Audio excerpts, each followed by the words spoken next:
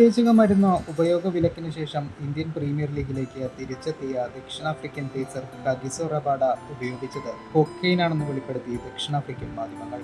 ഈ തലമുറയിലെ ഏറ്റവും മികച്ച ബൗളർമാരിൽ ഒരാളായാണ് റബാഡ കണക്കാക്കപ്പെടുന്നത്.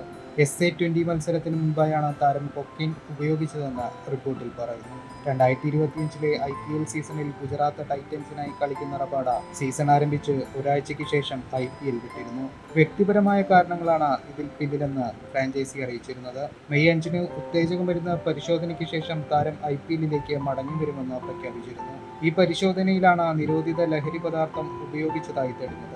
ഇതിനെ തുടർന്ന് ഒരു മാസത്തേക്ക് എല്ലാ തരത്തിലുള്ള ക്രിക്കറ്റുകളിൽ നിന്നും താരത്തെ വിലക്കിയിരുന്നു. ഉത്തേജക മരുന്ന് പരിശോധനയിൽ പോസിറ്റീവാണെന്നും അതിനെ തുടർന്ന് താൻ താൽക്കാലിക സസ്പെൻഷൻ അനുഭവിക്കുകയാണെന്നും കഗിസോ റബാഡ സ്ഥിരീകരിച്ചതായി ദക്ഷിണാഫ്രിക്കൻ ക്രിക്കറ്റേഴ്സ് അസോസിയേഷൻ പ്രസ്താവന ഇറക്കിയിരുന്നു. എന്നാൽ ഏത് ഉത്തേജക പദാർത്ഥമാണ് ഉപയോഗിച്ചതെന്ന് വ്യക്തമായിരുന്നില്ല. കളിക്കളത്തിലേക്ക് മടങ്ങിയെത്തുവാൻ താൻ അതിയായി ആഗ്രഹിക്കുന്നുണ്ടെന്നും അതിനായുള്ള കഠിനാധ്വാനത്തിലാണെന്നും റബാഡ പറഞ്ഞു. പ്രതിസന്ധി ഘട്ടത്തിൽ ഒപ്പം നിന്നവർക്കും താരം നന്ദി അറിയിച്ചു.